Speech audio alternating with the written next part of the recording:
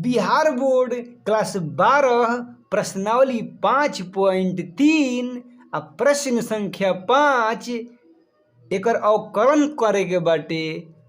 इ भोजपुरिया भाषा में आपके तहे दिल से स्वागत बाटे भाई मोर दोस्त। हमनी के एकर के अवकलन करे के बाटे। तो सबसे पहले का लिखम जा कि x के सापेक्ष अवकलन करने पर इ तो तोहके मालूम होई कि सब में लिखल जाला हमनी के। तो लिखम जा का हमनी के x के सापेक्ष अवकलन के चिन्ह का होला भाई। तो d बटा में dx होखेला इहे लिखम जा हमनी के अवकलन के चिन्ह हटे। आ का दिल बटे क्वेश्चन तो दिल बटे कि x स्क्वायर प्लस xy आ प्लस y स्क्वायर बराबर प्रसार एक और ना दोनों ओर दिहल जाला, सबके दिहल जाला। तो जब हमनी की ए हरी कोयले बनी जा तो हमनी की ए हरी भी करे के पड़ी। तो डी बटा में dx का लिखम जा हमनी के 100 लिखम जा हमनी के। अब का करे के बाटे हमनी के श्रृंखला नियम के नियम हटे हमनी के। चाहे अभी तोरा के हम कहनी है कि जब भी कुछ चीज दिहल जाला तो सबके साथ बांट के खाइल जाला, उ चीज अच्छा कहला। तो जब अवकलन करे के बाटे तो हिंकरो करम जा हमनी के, हिंकरो करम जा, इनकरो करम जा आ हिंकरो करम जा हमनी के, सबके करे के बाटे। तो सबसे पहले इनका के लिखल जाओ, का लिखम जा डी बटा में dx आ का लिखम जा x स्क्वायर आ प्लस करके लिखम जा। अब इहे लिखाई है करो में d बटा में dx xy करम जा हमनी के आ प्लस अब एकरा में लिखम जा d बटा में dx y स्क्वायर करम जा हमनी के। आ बराबर तू एगो बात लिख लो भाई कि अंक अगर कुछ और रही, कुछ भी अंक रही तो ओकर अवकलन हमेशा का होखेला 0। ये बात के तू कैद कर दिमाग में। अब आगे बढ़ी जा हमनी के प्रक्रिया के साथ। तो हई पावर के हमनी के अवकलन करने जा। पावर के नियम का हटे कि पावर गुना कइल जाला। तो पावर हैया आ गइल आ फिर इहे लिखम जा हमनी के x लिखम जा आ फिर का नियम हटे कि इहे पावर के एजो लिखम जा। बात समझ, ई पावर हैया आ गइल, इहे पावर एहू पे आ गइल, सूत्र हटे हमनी के आ माइनस का होला 1 फार्मूला हमनी के लगेला। अब हमनी के हेकर करम जा तो हमनी के इहो फार्मूला बैठी u इंटू v पे बैठी हमनी के। तो तोहरा के सुविधा खातिर हम लिख देतानी u इंटू v के फार्मूला का होखेला। तो u इंटू v के फार्मूला होला d बटा में dx, u इंटू v के फार्मूला होला एगो u के छोड़ द आ v के अवकलन कर द हमनी के x के सापेक्ष।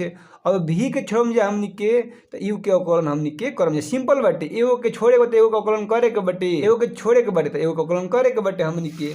ऐसा ही हमनी के सूत्र में लिखम जा, हमनी के x के छोड़ देम जा और y के का करम जा हमनी के अवकलन करम जा। तो डी बटा में dx हो गइल आ प्लस चिन्ह देम जा हमनी के। अब y बाटे तो एका लिखम जा बहरी आ d बटा में dx। अब हेकरा का अवकलन करम जा। काहे से फार्मूला हमनी के हैया लिखल बटे है, u इंटू v के फार्मूला लिखल बटे हैया कि एक को बाहर छोड़ना है, दूसरे का करना है और फिर दूसरे को छोड़ना है तो अगले वाला का अवकलन करना है। इसी के आधार पर हम लोगों ने यहाँ पर एक को छोड़ा है, दूसरे का अवकलन किया है और फिर एक को हमने छोड़ा है तो अगले वाला का अवकलन किया है। यही प्रकार से है y स्क्वायर बाटे तो का हो 2 आ y आहे करे लिखा एकदम सेम टू सेम y माइनस 1। लेकिन ध्यान रखो भाई कि हमने कि x के सापेक्ष अवकलन करते हैं या चूँकि अगर में y बटे तो फिर लिखे के पड़ी dy बटा में dx कहे से या y बटे अब बराबर में 0। सवाल लगभग बन गई। हैया का हो जाए हमने के हैया हो जाएगी 2x आ 2 में से एक घड़ी तो एक आ जीते एक महत्व होखेला ना हमने के। हाँ ऐसे ही छोड़ दीजिए x इंटू dy बटा में dx आ प्लस y आ गुने है जौन x बाटे एकर अवकलन कितना होखेला, एकर अवकलन 1 होखेला हमनी के आ प्लस अब 2y हो गल हमनी के 2y आ 2 में से घट तो एक बची तो फिर ये आ जाई आ इंटू dy बटा में dx बराबर 0। सवाल हमनी के बने कगार पर बाटे।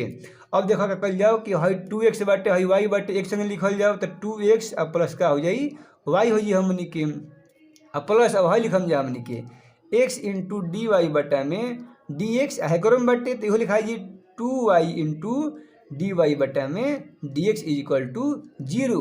अब है ब्रैकेट के अंदर को दिया जाओ तो इहे ओ है लेके चलम जा हमनी के तो का लिखल जी है करम देखो ये में बाटे डी वाई बटा में डी एक्स है जो बाटे, डी वाई बटा में डी एक्स है जो बाटे, तो कॉमन निकाल दिया जाओ। तो डी वाई बटा में डी एक्स कॉमन निकाल जाता है का बची, कॉमन निकालना के मतलब कि ढक लो, तो का बची गई है एक्स बची गई, अब प्लस है ढक लो तो का बची गई 2y बची गई। अब बराबर के चिन्ह में हमनी के जो है प्लस में बटे ये का हो जाके हमनी के माइनस में हो जाए 2x प्लस वाई हो जाए, डी वाई बटे में डी एक्स प्लस 2y बराबर माइनस 2x प्लस वाई हमनी के आ गई बटे। और चूँकि हमनी के हेकर मान निकाले के बटे तो का लिखम जाके डी वाई बटा में डी एक्स बराबर का लिखाई minus 2x plus why bracket के अंदर, अब पूरा के होल बटा में गुना बटे है ना कितना हो जाए x प्लस 2y हो जाए हमनी के, ये हमनी का हटे हमनी के आंसर हटे। जय हिंद दोस्त।